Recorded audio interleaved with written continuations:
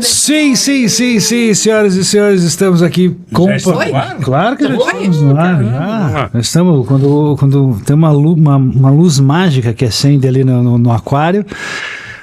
Bom dia, boa tarde, boa noite, boa madrugada. Estamos aqui para mais um episódio dos Gralhas, não é, compa? Os Gralhas. O que aconteceu com o teu pescoço, compa? Cara, eu vou entrevistar pessoas de arte, então eu me coloco um pouco mais artista. É sempre assim, quando tem artista aqui, ele bota cachecol. Você em casa já sabe.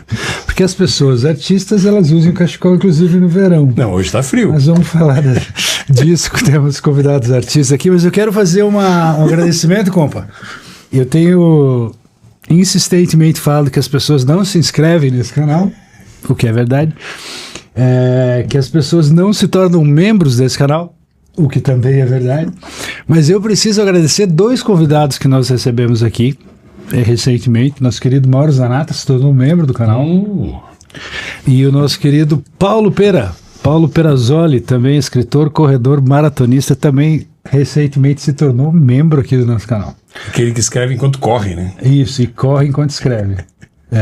Ele vai com a canetinha e o papel correndo, escrevendo e limpando a testa de suor. Não, porque ele comprou uma bandana, né, especial. E agradecer também ao nosso querido membro também do canal, o nosso querido amigo lá do Rio de Janeiro, da página Minha História. Minha História. Né, que tem um canal no YouTube muito bacana também. Então, acho que eram esses os agradecimentos. Você vai fazer a apresentação das nossas convidadas hoje. Hoje é um programa duplo. Hoje. Né? Hoje vai ser corrido, hein? Vai? Mas eu vou ficar sentado aqui, não vou sair correndo. Não. Então vamos lá, senhoras e senhores. Hoje temos o prazer de receber artistas aqui, por isso que eu estou aqui com esse novo visual. Toda vez que eu coloco um cachecol e saio na rua, todo mundo acha que eu sou um ator.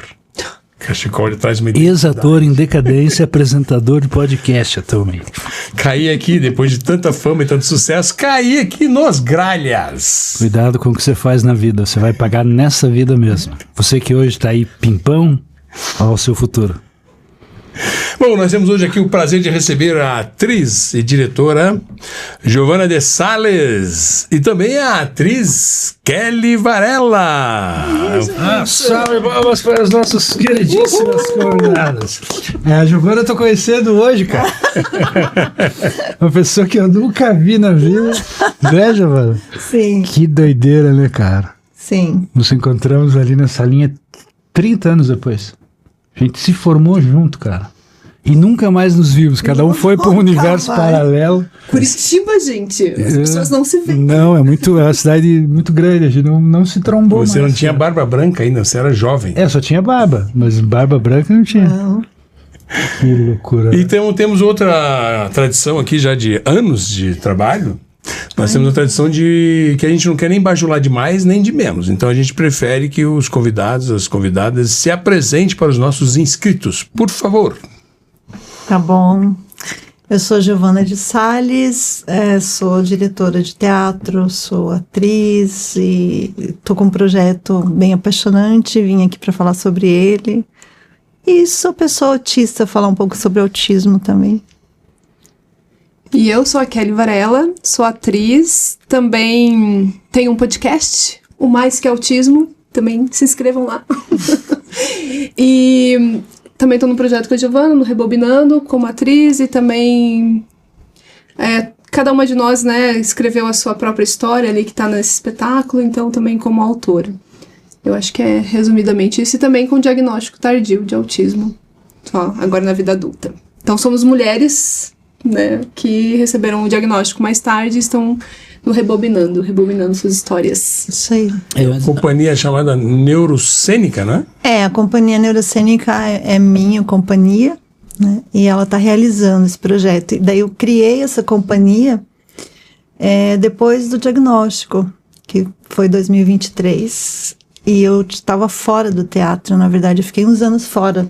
Emerson, talvez por isso que a gente não se viu mais. Mas não fora de Curitiba, né? Fora do teatro mesmo. E por conta do autismo. E daí em 2023, quando eu tive o diagnóstico, automaticamente eu voltei pro teatro. E daí eu criei a Neurocênica, que é uma companhia para fazer projetos que unem teatro, autismo, Aí esse é o segundo projeto da Neurocênica. O primeiro foi pela Funarte, chamava Teatos. Desatos teatrais para atos autísticos. E a Kelly? E aí a gente se encontrou, né, Giovana? Que acho que é legal como que a gente veio a reunir essa galera. Assim. Com o diagnóstico de autismo, você acaba indo conhecer mais pessoas também que receberam esse diagnóstico. E aí, como eu trabalho com Mais Que Autismo e também trabalho dentro de clínica, usando o teatro como meio, né, de desenvolvimento das pessoas neurodivergentes, a gente acabou fazendo parte de um grupo de autistas adultos aqui de Curitiba. E a gente se encontrou. E daí, quando eu encontrei a Giovana, eu disse, vamos fazer teatro, Giovana. E aí, nisso, a gente foi conhecendo a Suelen, que daí a gente conheceu a Suelen num evento também, né? E No Teatros. No Teatros. E a gente, desses nossos encontros, foi surgindo uma amizade, depois a gente foi tendo ideias do que fazer, né? Acho que nem sei se eu respondi, tá, gente? Eu tenho TDAH também. Então... eu queria perguntar para vocês, assim, a gente tem hoje muito até uma dúvida mesmo, né, em geral. Cada vez mais a gente tem contato com pessoas que têm esse diagnóstico tardio, né? Ou seja, feito depois que a pessoa já é adulta, etc. Já está velhinha. Mas como é que isso funciona exatamente? Assim, como é que vocês desconfiaram, vamos dizer assim? Sim. E como é que vocês depois... que tipo de exame é feito? Como é que é isso na prática? Tá. Vou falar da minha experiência, né? A Kelly acho que pode falar até demais, porque ela conhece mais autistas que eu.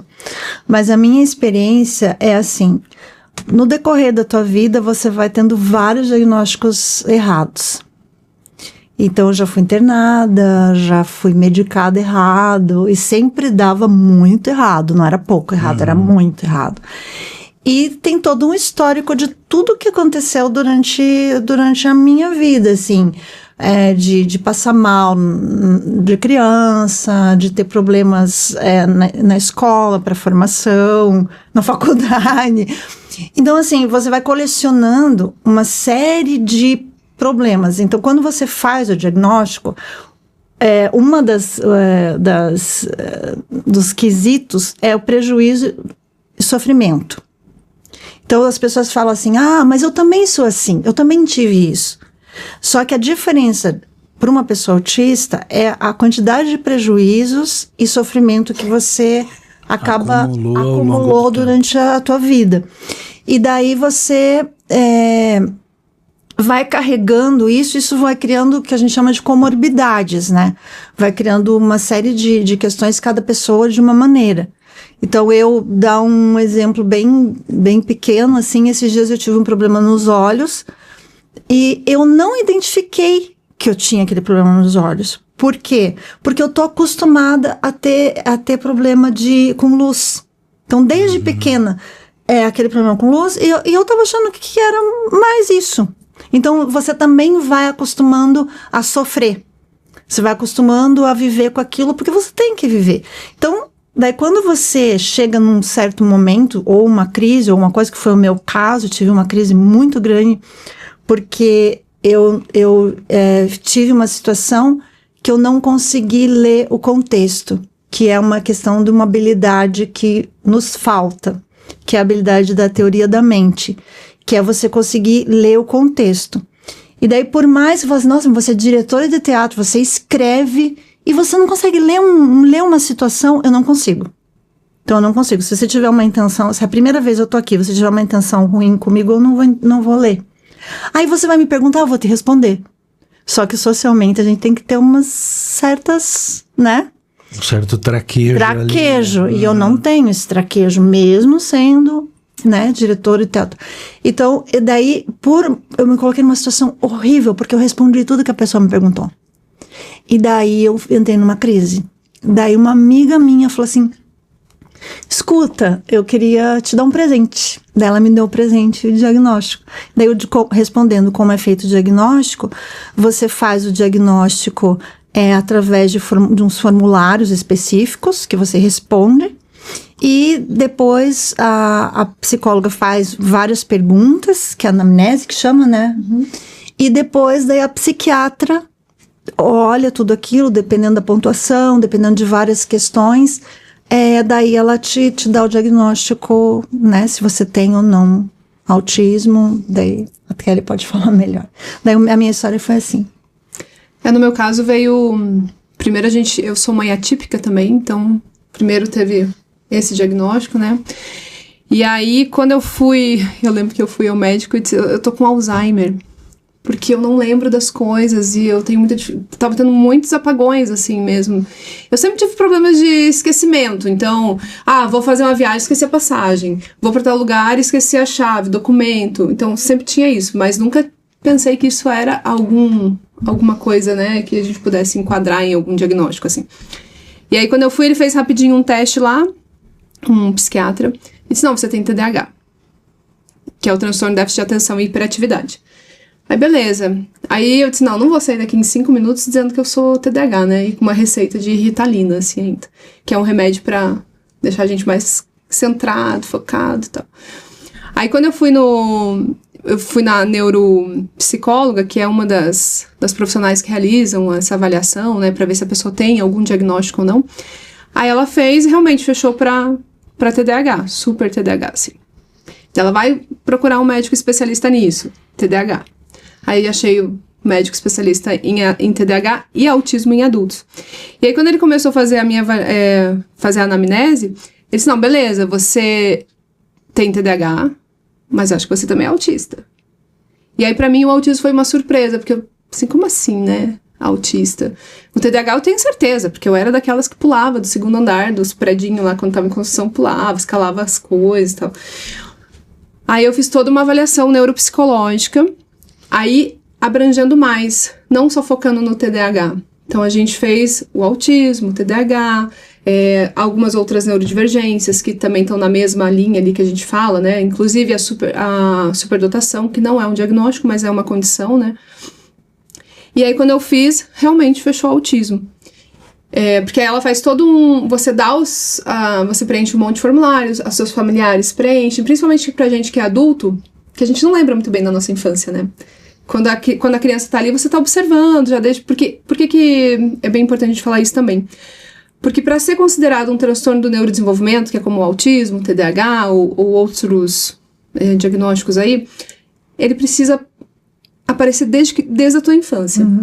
Não é assim, eu tô passando por uma dificuldade na minha vida, eu sofri um trauma e aí de repente virei autista. Não, a gente traz sofrimentos desde lá de pequeno, né? Então é essa dificuldade da interação social, a comunicação, movimentos repetitivos, pensamentos também repetitivos, né?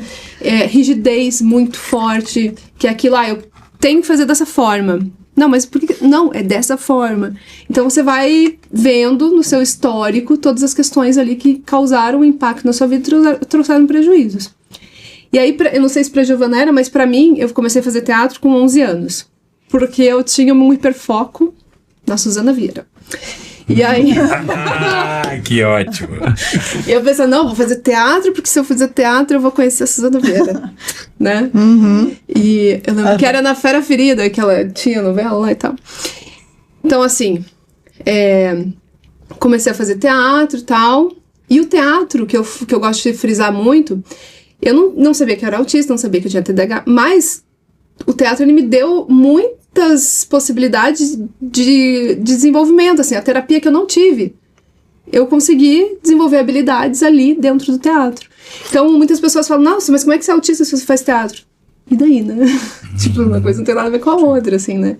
Então, gosto de falar isso, que a gente traz essas dificuldades, esses prejuízos desde criança. A adolescência é um período que vai se intensificar muito, porque a adolescência por si, né, já é mais difícil, mas pra gente que é neurodivergente, é aquele momento que você procura pertencer a um grupo e você não acha seu grupo, né? E você é o esquisito, você é o estranho.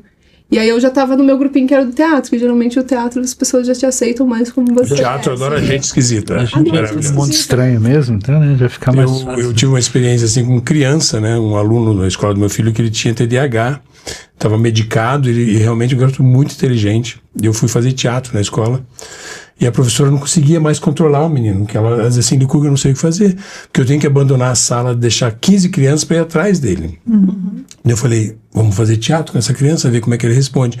E foi um achado, assim, porque botei ele em companhia de teatro, ele respondeu muito bem. Então toda aquela inteligência dele, aquela necessidade, porque ele estava à frente da turma, ele estava querendo mais. Era um garoto que durante a aula de teatro, falou assim, Licurgo, professor, e se quando eu entrar em cena tiver uma luz em cima de mim? Eu falei, cara, a tua ideia é ótima. Tanto que eu falei assim, você vai ser meu assistente, senta aqui comigo, as suas ideias são maravilhosas. A gente não tinha como fazer a luz, mas ele já estava vendo lá na frente, né? Nossa. Então o teatro foi libertador. Sim. E eu tenho também na família, a minha sobrinha autista, ela descobriu depois do depoimento da Letícia Sabatella, que a Letícia também se descobriu autista depois de adulta, né? E ela viu o depoimento da Letícia e ela falou assim, acho que eu tenho isso. Então, eu dirigi um documentário sobre autismo, né, famílias neurodivergentes, famílias atípicas, tudo bem ser diferente, o nome do documentário. E uma coisa que eu vi os pais falarem era muito assim, o diagnóstico é libertador. Sim. E eu percebi na minha sobrinha que quando ela teve o diagnóstico, ela entendeu toda aquela gama de coisas que ela sentia, que ela não entendia, e nós entendemos. Isso. Então, realmente foi libertador saber que ela era dentro do espectro autista. Então, realmente, o diagnóstico é extremamente importante para isso. Né? Inclusive, essa tua fala sobre ser libertador, eu trabalhei com autistas, jovens autistas.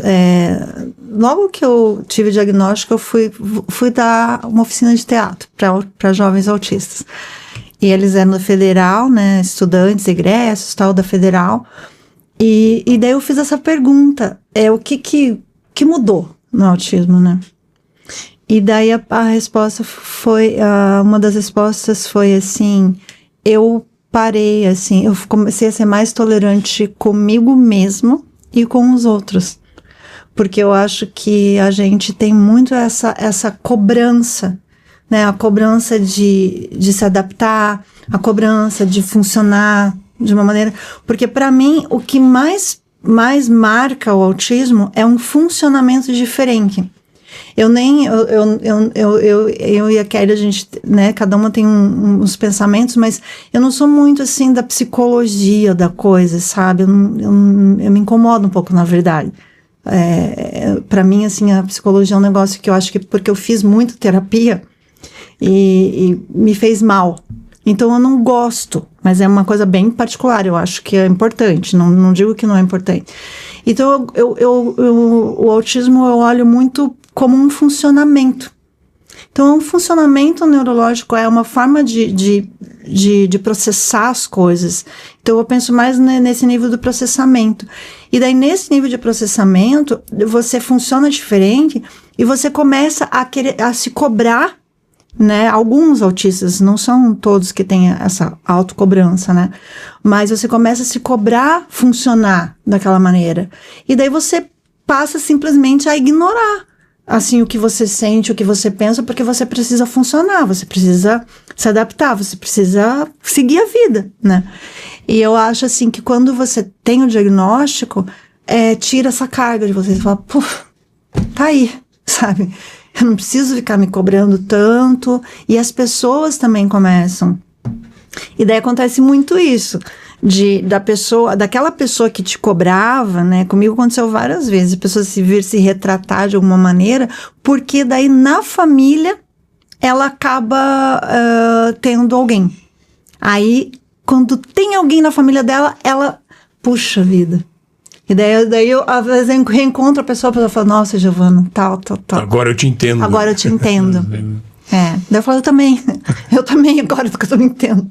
É importante que não é um mimimi que às vezes fala, a gente ouve muito, isso é muito mimimi, as crianças hoje em dia, né, muito... Não, realmente existe um espectro que tem que ser entendido e respeitado, né?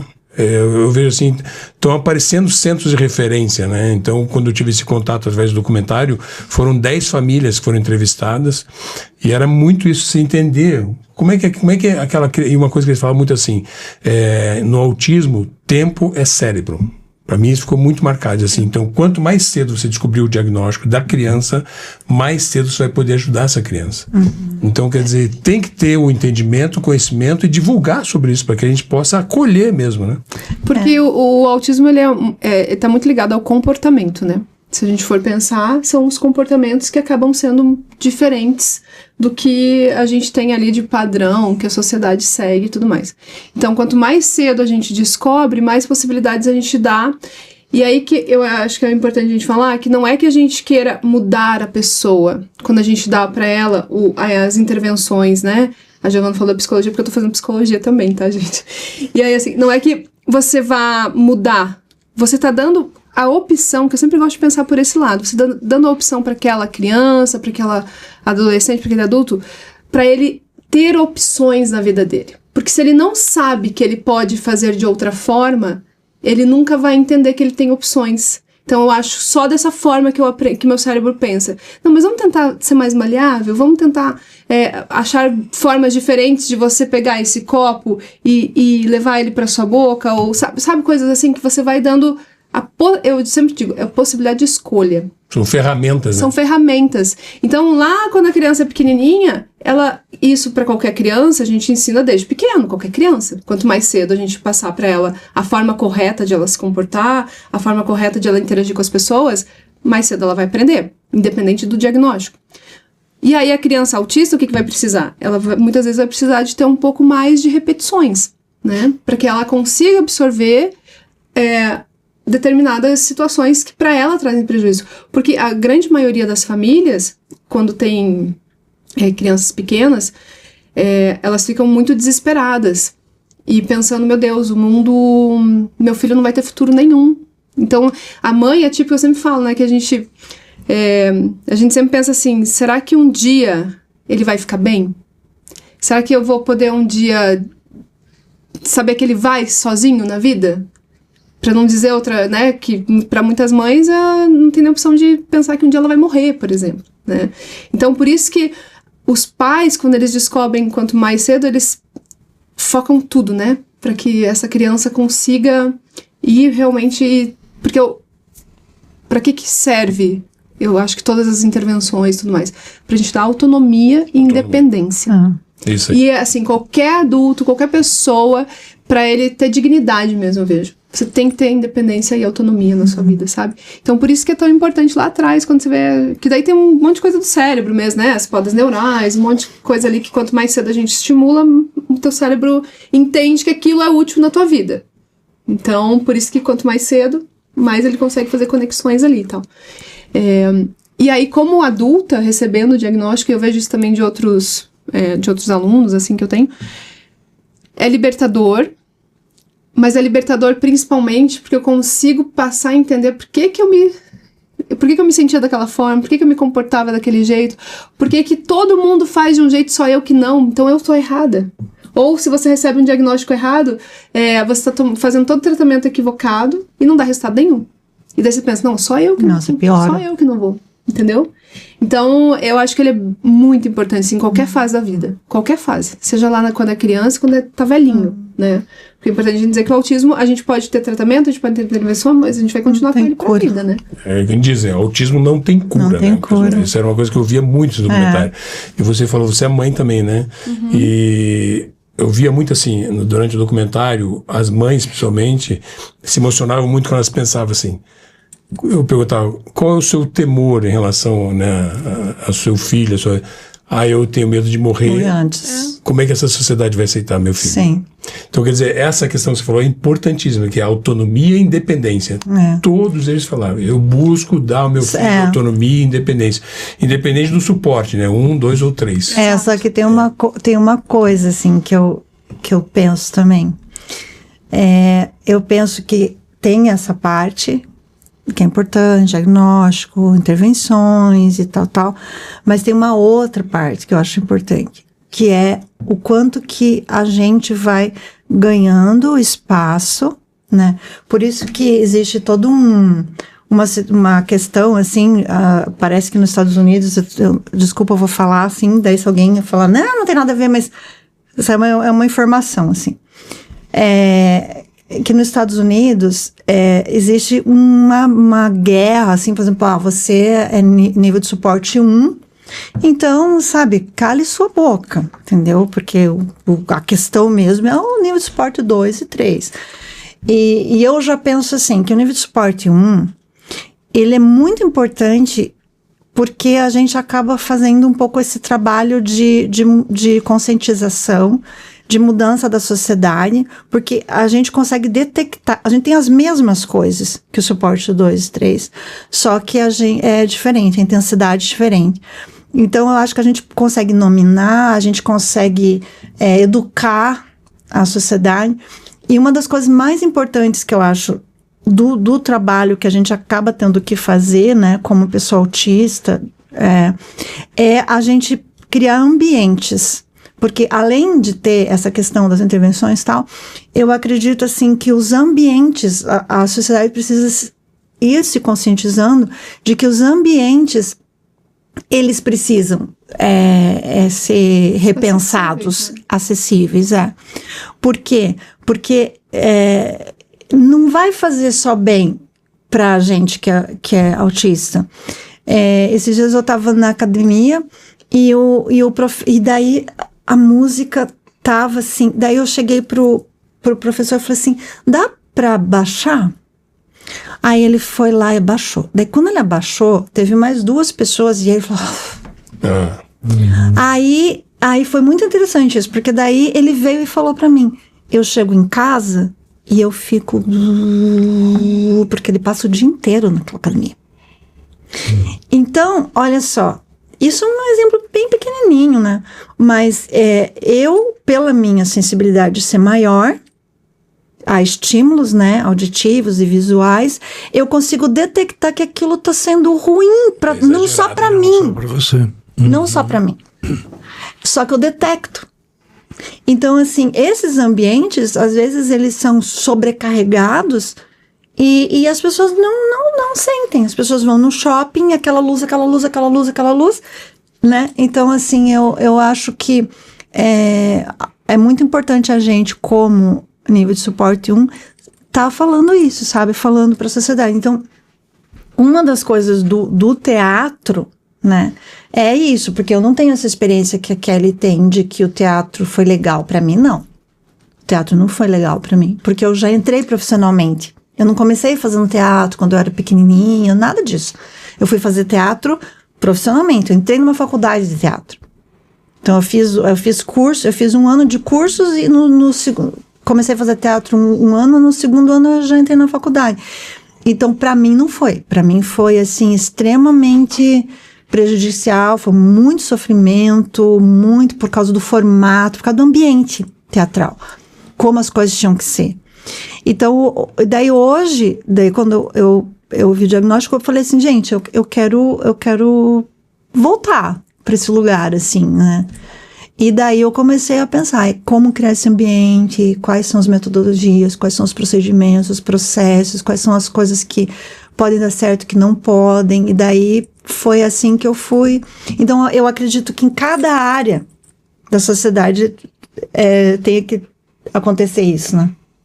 Tipo, tem tanto né, de cada área, assim, na área de saúde, na área da cultura, na área do jurídico.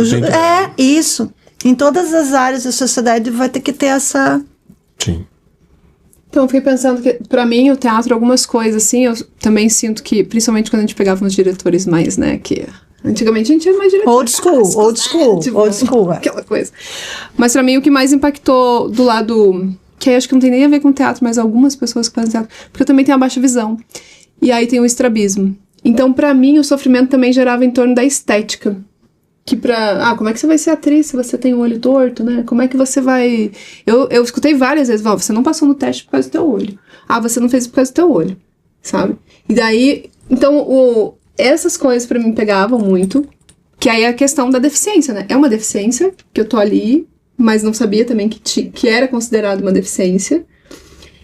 E também o fato desses diretores que às vezes eles não entendem que uma mesma coisa, é isso, eu não preciso fazer exatamente do jeito que ele tá me pedindo a cena.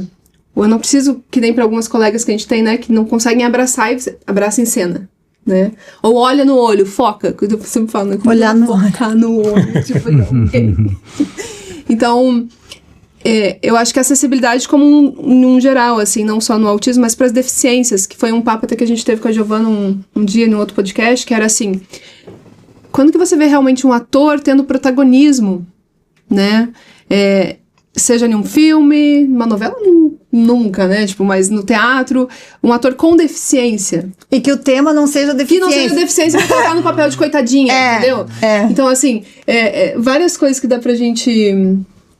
são muitos desdobramentos. Desdobramentos, assim, dessa acessibilidade que a gente busca, né? Não só pra quem tá assistindo, mas pra gente que é ator e que tá fazendo ali, né? Então, das pessoas que trabalham com a gente, perceber quais são as necessidades desse ator.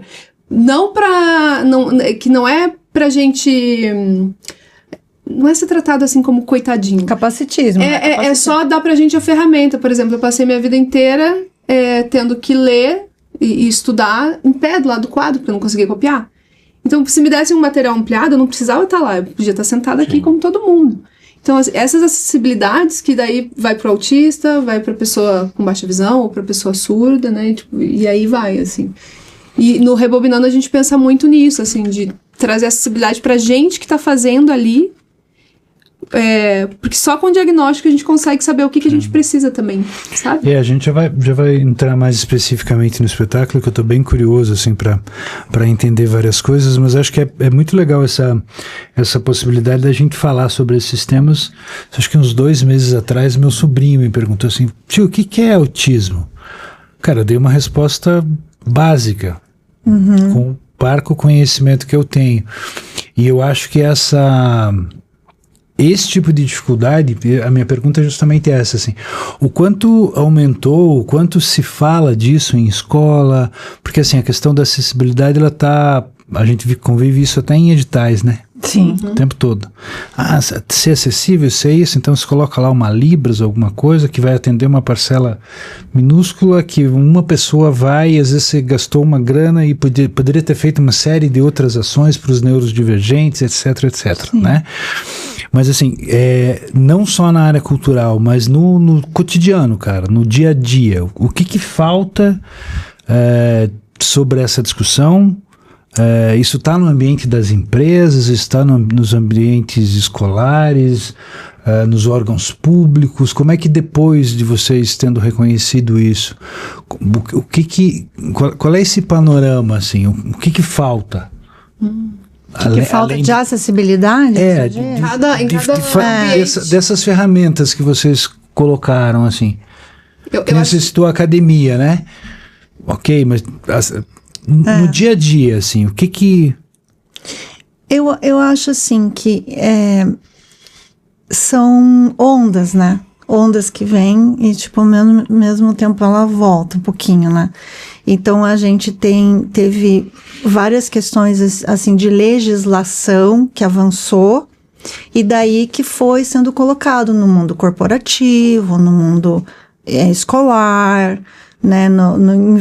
Em vários setores da sociedade começou a ser legislado, né? E daí a coisa começou a ter que ser meio que por força de lei, de obrigatório, para você colocar uma parcela lá de cotas, a questão até de universidade, a questão de emprego, que a empresa tem que ter lá, né, um número 5%. De pessoas com deficiência. Mas, por exemplo, as pessoas estão aptas, ou assim, elas têm o mínimo de conhecimento. Por exemplo, meu sobrinho perguntou para mim, se ele perguntar para a professora no colégio, no ensino fundamental, essa professora vai depender muito eu vejo que hoje, principalmente na área da educação, depende, porque a gente também, assim, coloca muito uma coisa só no ombro desse professor, né? Sim.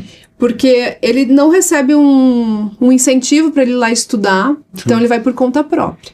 Porque ele não tem ali uma grana para pagar um curso, para pagar uma pós, para ele entender. Não, o professor que vai é porque ele realmente ele vai por conta própria. Tá? Eu tô dizendo isso assim, 95% das casos. Não é exagero. É isso mesmo, é real.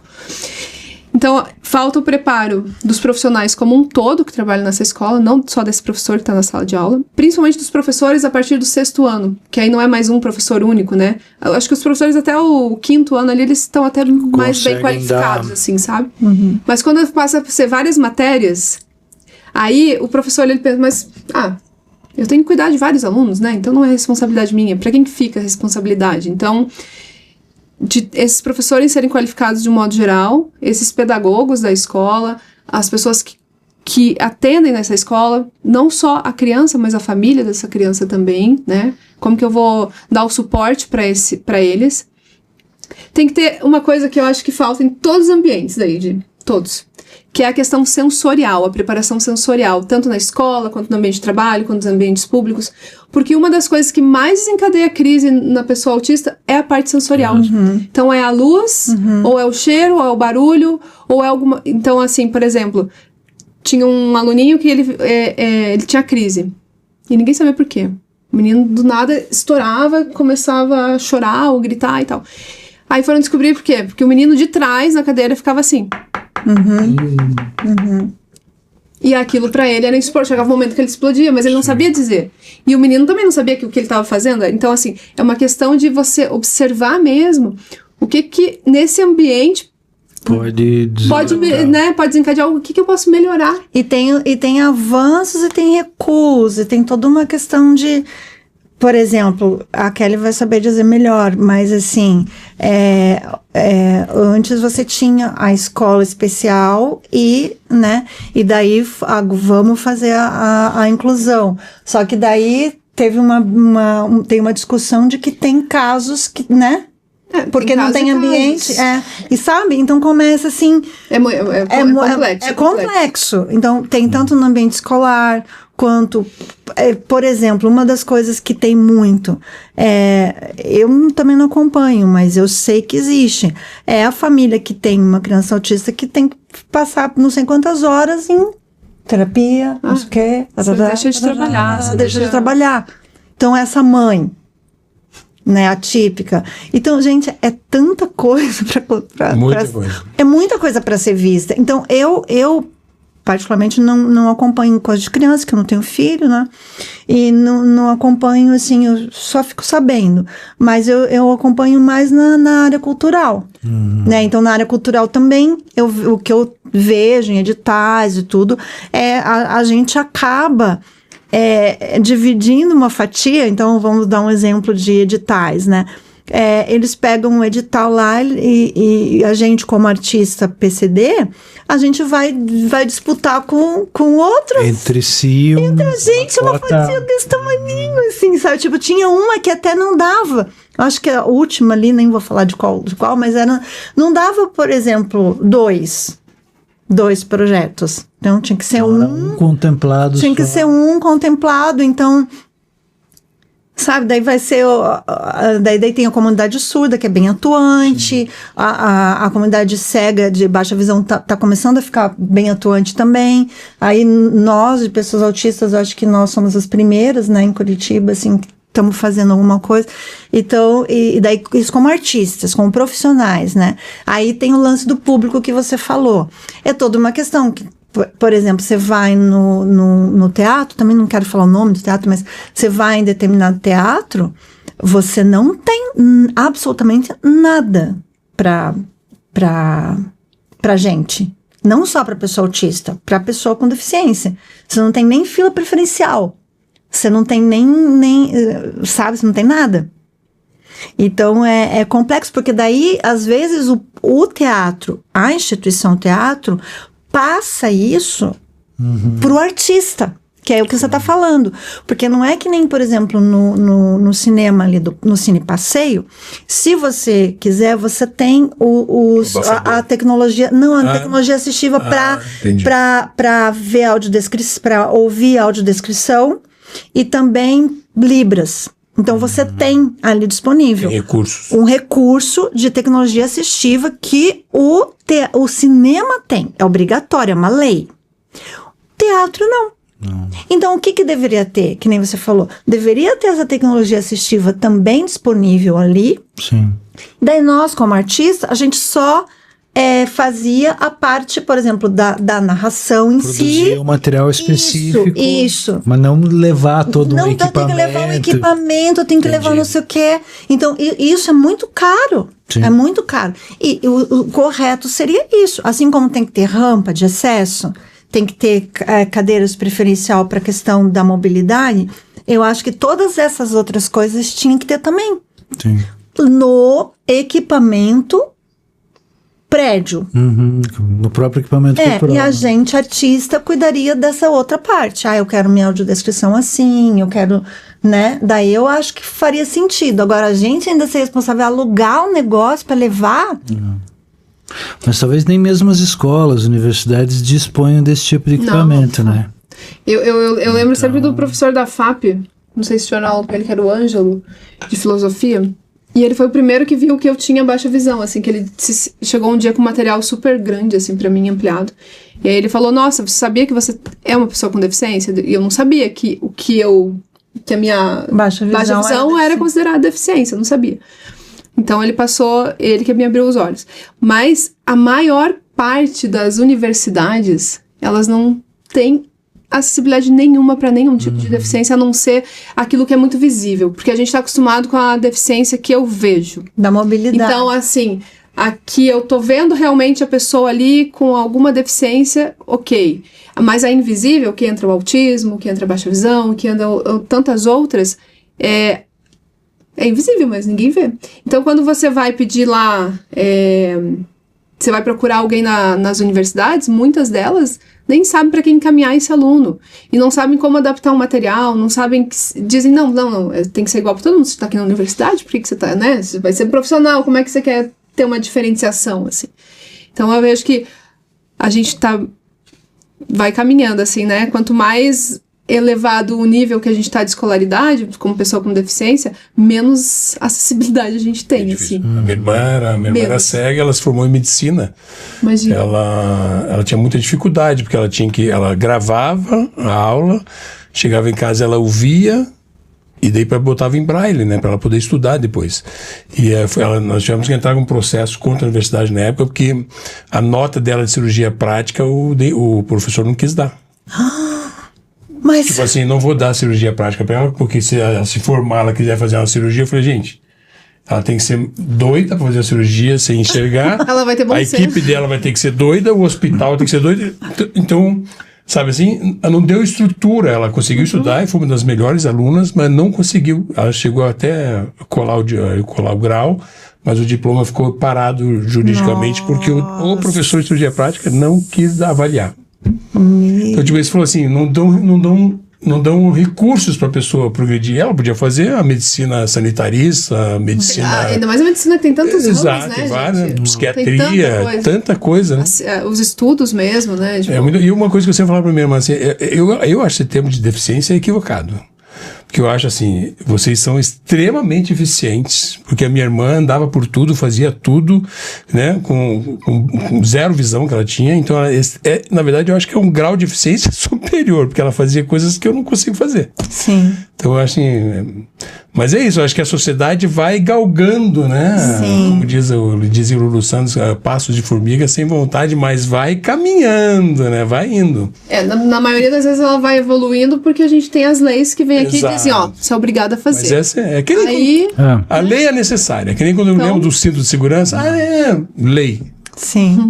Hoje em dia todo mundo usa cinto de segurança. Sim, ninguém questiona, não. E você vê na educação infantil, hoje em dia você já tem, por lei, na educação infantil, se tem uma criança autista na sala de aula, tem que ter um acompanhante, um tutor. Sim, mas é direito até na universidade você ter essa pessoa. Só que a gente vê mais na educação infantil, né?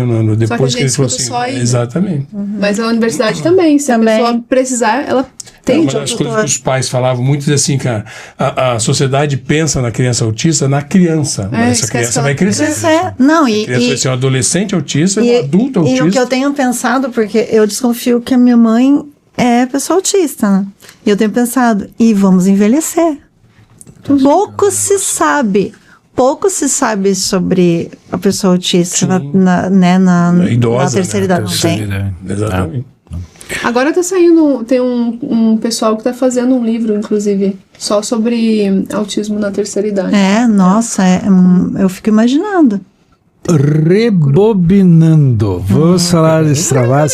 Vocês já estrearam? Sim, semana Já passada. fizeram as apresentações? Já Como é que fizemos foi? Lá no Mauro, né? Foi no Mauro. É, eu vi umas fotos. Como é que foi a estreia, a experiência? Como é que tá a gestão entre a expectativa e a real? Superou. Eu acho que a expectativa superou, massa. sim, porque primeiro que a gente está fazendo um formato muito diferente, né? Eu acho que vai do formato desde da proposta de como ia ser e como a proposta da realização em si, né? Projeto e a realização, que é um projeto que a gente não tem algumas figuras que a gente teria. Então, por exemplo, um diretor, né, de teatro ali para dirigir. A gente optou por um formato com um interlocutor. Então, cada uma, que somos 4, escolhemos um interlocutor que seria o que eu quero trabalhar. Porque cada uma tem o porquê não estou no palco. Cada uma tinha isso. O que eu preciso para estar no palco?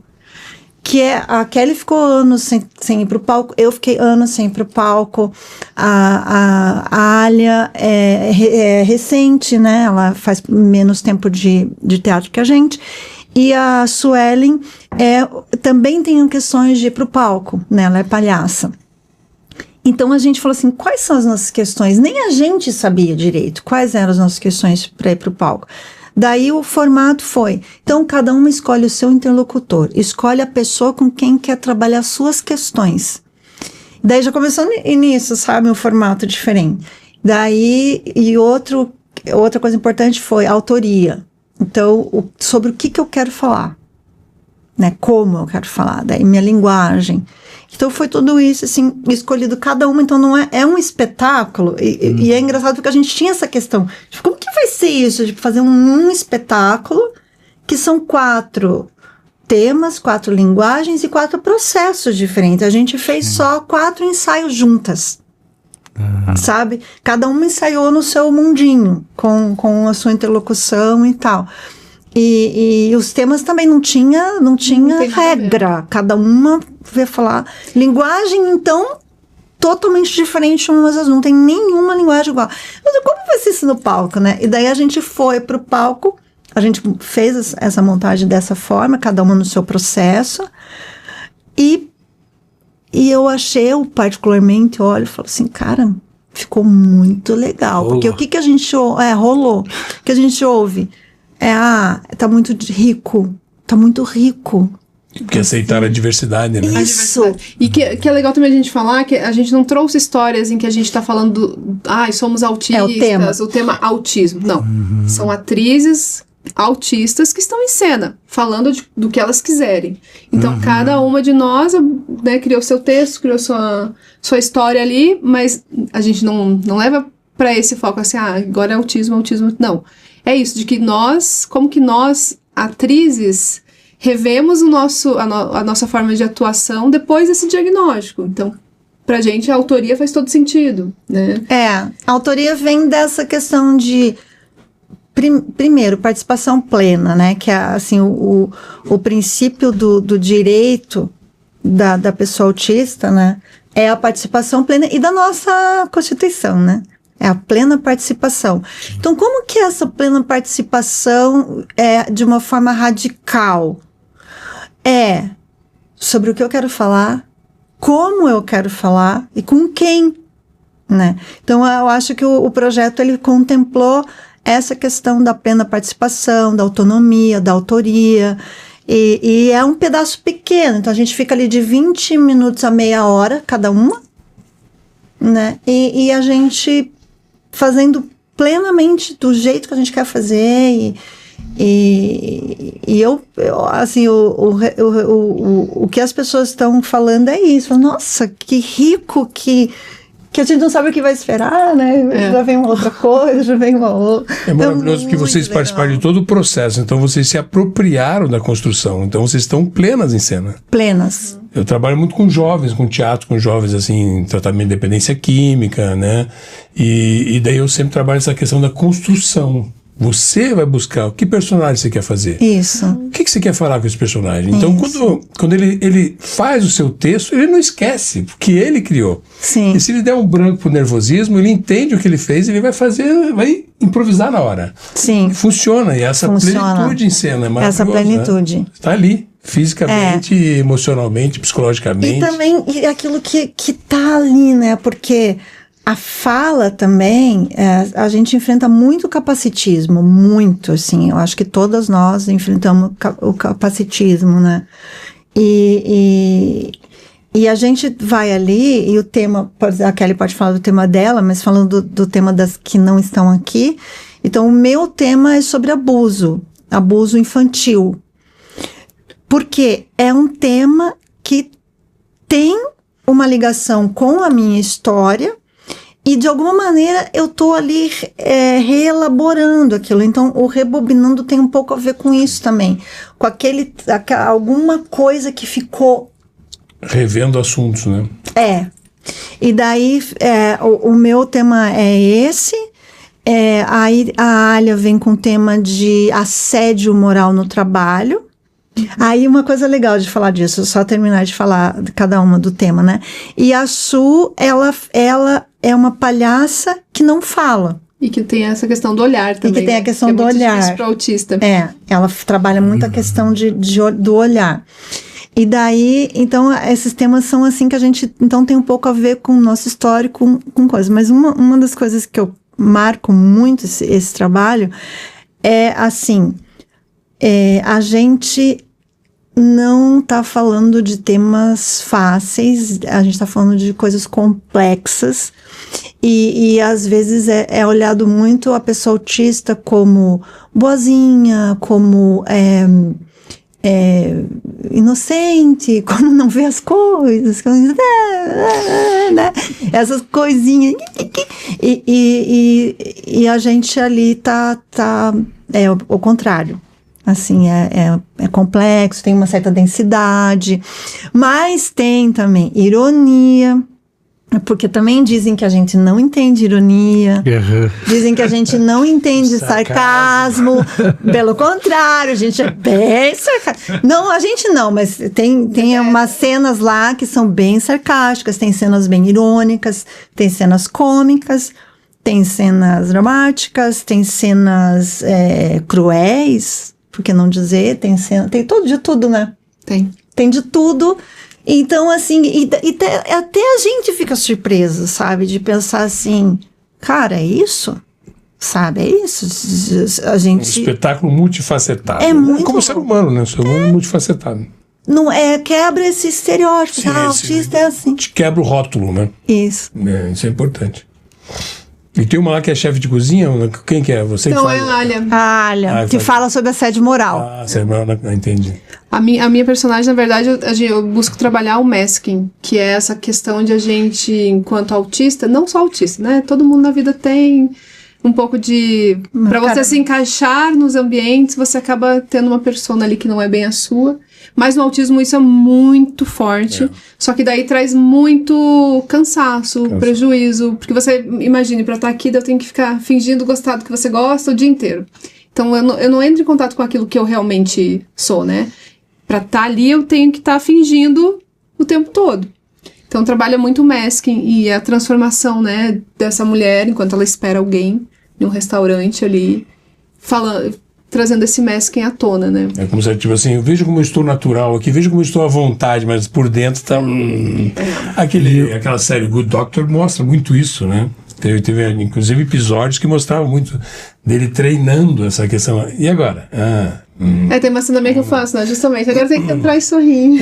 Exato. Treinando sorriso. Eu percebo muito. A minha sobrinha, eu percebo que ela tem momentos que ela não quer estar ali, mas ela precisa estar ali, senão ela se isola totalmente, né? Sim. Então ela trabalha muito. E eu vejo que você falou assim, cansa. O masking cansa. Porque também tem outra coisa, né? Não é que a gente não queira estar nos lugares, a gente quer. Mas tem um nível ali de tempo que às vezes a gente vai tolerar, se esse ambiente está preparado pra gente ou não. E outra coisa também é como que as pessoas... A gente quer agradar demais, né? Sim. Então, às vezes, até chega a ser estranho, porque não é natural o fato de... Eu falo a gente como um todo, assim, né? Então, eu quero agradar, mas a pessoa fica até... Porque não é natural pra mim esse comportamento. Sim. Então, vai ser mecânico. Às vezes a gente pesa a mão. Acaba exagerando, né? E uma pesa a mão. coisa, Gi, que eu acho que é bem importante a gente falar, né? Que a gente sempre usa essa frase, assim. Se você conhece um autista, você conhece um autista.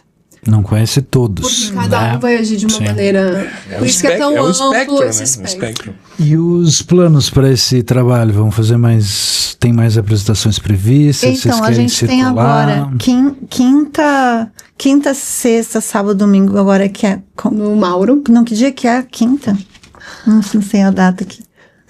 A gente tá 8, acho que é 9. Hoje, que dia que é hoje, gente? 9, 10, 11, 12. Olha, do dia 9 ao dia 12. Natal. Dia 9 a dia 12 é no Espaço Excêntrico Mauro Zanata. No dia 11, que é Seguinte, amigo. sábado, tem 2 apresentações. Olha que bonito É. que ficou essa arte. Ficou lindo. E aí depois a gente vai pro Mini em agosto. Ah, boa. Daí, Então no Mini tem, Vai ter tem mais- um tempo mais aí para... uma Temos semana no 11 Mini. E sair de Curitiba, levar isso para outros lugares, A gente tá tá nos conversando, planos. A gente Acho tá que é com... importante, né, ter essa circulação, assim, não... A gente vê tão pouca ação prática, né, até em cima de tudo que a gente conversou, você já estando com o trabalho pronto, né, seria um barato poder circular, né? Sim. A gente tem desejo. Vamos ver o que se a gente consegue com as 4, né? A gente não sabe ainda, né? Vamos ver aí. o Vamos futuro. ver. Mas é um trabalho lindo, eu vou assistir, com certeza. Vamos assistir mesmo, tá? Nós vamos, daqui a pouquinho, nós vamos fazer a nossa gralhada. Aí tem que avisar, porque existe uma coisa no espectro autista que é previsibilidade. Previsibilidade. Olha Tem que só, avisar, viu? então já vamos avisar antes. Tá, que vocês fazem uma gralhada. Gralhada no final. Então Tá. vocês já vão preparando essa gralhada. Aí eu vou Gralhada. pensar, mas o que é gralhada? E a Vai gente tem que ficar pensando na gralhar. gralha. Não, o autista vai levar também, às vezes, pra essa coisa. Mas é uma Nossa. gralha. Previsibilidade é uma coisa que eu via muito das famílias. Sim. Que eles, porque, tipo assim, as famílias, eles recebiam, quando eles recebiam o diagnóstico, eles iam correr atrás de saber o que é. E tinham muitos pais e mães, que nem você falou da questão do trabalho, que ela tinha que se dedicar à criança, suporte Sim. 3. Sim. Então ela foi estudar tanto que se tornou uma terapeuta em relação a isso. O No trabalho dela foi em cima disso. Rebobinando, a gente tem algumas ações, né, de acessibilidade para o público, né? Então, uma delas é um quadro de previsibilidade que a gente avisa ali Isso. o que você espera dessa peça, o que você vai ter, quais estímulos, temas sensíveis, tem a nossa foto. Interessante. E daí a gente também monta uma mesa lá que a pessoa pode ficar... a gente ambienta um pouquinho antes. Sim. E daí tem um aviso também bem importante que a gente dá, que isso é muito importante. É assim, se você quiser sair, pode sair. Se você quiser voltar, pode voltar. Porque isso é muito importante, porque essa sensação de estar preso é bem forte, Sim. né? Então a gente não quer criar uma arapuca Sim. ali. Não, você não pode sair daqui, você vai ter que aguentar até o final. Não, tipo, quer sair, sai. Legal. E isso até pensando em outros espetáculos quaisquer, né, Giovana? Assim como a gente não levanta, né? Às vezes só porque você não tá gostando. Às vezes eu só quero ir embora daquele lugar e não sei Isso, exatamente por quê. Né? Por que eu tenho que ficar? Exatamente. Parece uma falta de educação. Parece que a gente Mas ouviu isso quantas vezes, né? Uma falta de respeito levantar no meio. Não é, cara. Você tá se sentindo mal, sai fora. Saia. Simples assim, né? Eu acho que é uma questão a ser usada por todos isso, nós. por todos. Eu fui assistir um espetáculo que o formato dele era um formato que não tinha como você sair. Não tinha como você sair. Era um formato assim. Eu me senti mal, gente. Eu me senti mal porque não só isso, não dava pra se mexer. E eu me mexo muito. Não dava pra se mexer. Então eu fiquei assim. Sabe? Tipo, eu tava passando mal. Vai dando um Eu tava- desespero, né? Sim. Tipo, deu uma claustrofobia. Eu ia falar que a gente deixa bem livre, assim, para as pessoas saírem, mas acho que ninguém saiu, assim. Não, pelo que a gente viu. ninguém saiu. E que é muito legal, porque meio que a gente tava muito preocupado com a questão hoje, se a gente for pensar, né, essa coisa que tudo é muito rápido na internet, tudo é muito pra hora ali. Imediatista. Se as pessoas iam ficar assistindo As Quase quatro, 2 horas, né? É. Quase 2 e elas horas. ficam. E eu acho que também, sim. né, isso foi bem legal pra gente ver, assim, que a gente tava muito preocupado com isso. Que hoje você, videozinho de 15, 20 segundos ali, e você passa, né? Se você pensar que são Então- 4 temas diferentes, né? Sim. Quer dizer, na verdade, a pessoa tá ali Daí 20 mudou. minutos, daí mudou. É interessante isso. É legal. Mas eu acho, eu até lembrando aqui, né, quando a gente tá em cena, eu tenho feito lá o Memórias do Subterrâneo até hoje, vou fazer semana que vem, e cara, como é louco, né, a gente sabe, não tem nada de mágico, não tem nada de incorporação, a gente tá absolutamente consciente em cena, sabe tudo que tá rolando. Na última que nós fizemos lá, você vê quem são as pessoas que levantam, isso algumas vezes é um indicativo, né, fala, cara, deve estar chato, porque a peça é chata mesmo. Eu falei, cara, preciso dar um gás aqui, porque tá muito chato, né, vou dar um gásinho. Mas nunca me passou pela cabeça esse incômodo. Não tem nada a ver com a ator. Eu já fiz mais de 700, 800 vezes essa apresentação. E nunca me falou, cara, pode ser só um incômodo. Que, putz, eu faço com vela, então tem um estímulo do cheiro, ele é um ambiente escuro, né? E, em geral, a gente já toma uma posição defensiva. Fala, putz, o cara saiu fora, não gostou. Eu tô chato, né? Quando às vezes é só um detalhe, cara. Sim, é isso. É né? isso. Assim, é um cheiro. E você quer saber o que eu acho, Emerson? Eu acho assim... Eu acho muito legal que uma pessoa saiu ali. Sim. Porque eu acho que ela, enquanto ela ficou, ela esteve ali. Sim. Ela saiu, não sabe onde E não ela é vai falta voltar. de respeito, não é falta de educação. A gente é cheio de milindre, a gente artistas. Ai, não, tem que entrar, tem que assistir. Tem que ficar todo não, mundo cara. quietinho, Mas todo mundo... aí tem uma questão Tá um também, saco, tá um saco. questão logística, às vezes, tipo assim. Então eu tenho que começar a anunciar, gente, quem gostaria de sair do espetáculo no meio, sente nas... A gente coloca isso. Não, no caso dele sim, mas eu digo gente assim, coloca na primeira acho que todos fileira. nós poderíamos pensar nessa... Sim, dessa liberdade. Nesse formato. Quando a gente pensou, Eu acho. Quando a gente pensou até, né, uma das coisas que a gente falou, tá, beleza, a pessoa pode sair. Mas então vamos dizer pra ela ficar Exato, na ponta, fique porque também se próximo ela à for saída. sair, vai passar pela frente de todo mundo, vai atrapalhar muita aquele gente. que quer ficar ali. Eu acho, por exemplo, que nem fotografar, as pessoas gostam de fotografar, então sentem lá atrás, quem gostaria de fotografar, sentem Ou no última, final, na última não cena, atrapalha ninguém, mas no teu caso, o cara não saiu porque não gostava, porque acho que ele tinha problema de próstata, que ele saiu umas 3 vezes e ia fazer xixi e voltar. Mas isso também é um problema, né? Às vezes a pessoa precisa de um banheiro. Ele voltava, O teatro de bolso que eu tinha era ali no Itupava, cheio de boteco. Então o cara chega às 6, cara, e fica tomando cerveja até às 9. E depois ele precisa sair pra ir no banheiro, é óbvio. É óbvio. Então, tipo, às vezes não é que esteja tão ruim assim. Vamos lá então, compa. Chegamos na gralhada, foi avisado, Vamos gralhar, tirar um peso do nosso coraçãozinho. Compa, a sua primeira. Bom, eu vou gralhar todas aquelas pessoas que acham que a questão do espectro autista ou qualquer neurodivergência é mimimi. Gente, não é. Eu convivi com pessoas assim e entendo, convivi com famílias. Tive a questão da minha irmã, que era deficiente visual total. Não é mimimi. Essas pessoas precisam de ferramentas, essas pessoas precisam de apoio, essas pessoas precisam de acolhimento. E só quem tem uma criança espectro autista em casa, no suporte 3, que é um suporte, né, mais radical, que realmente precisa de todo o suporte para tudo, que se estiver na família vai entender o quanto isso é necessário ter esse acolhimento, esse apoio, principalmente apoio aos pais, que é que a criança autista não é só o problema da criança, no caso assim, que a criança está enfrentando, né, em se adaptar, mas a família toda, né? Então eu vou gralhar as pessoas que acham que tudo isso é mimimi, tá?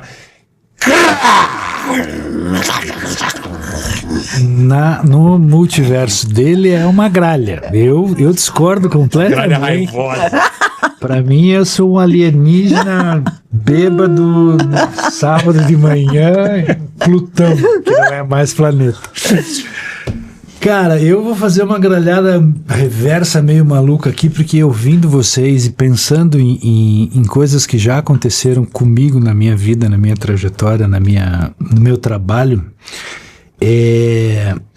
eu vou corroborar com o compa na gralhada de todo mundo que ou faz vista grossa, ou acha que é um exagero, ou que não tem o menor interesse muitas vezes de entender como essas coisas funcionam, até que aconteça com alguém da sua família, como vocês mesmos colocaram, né?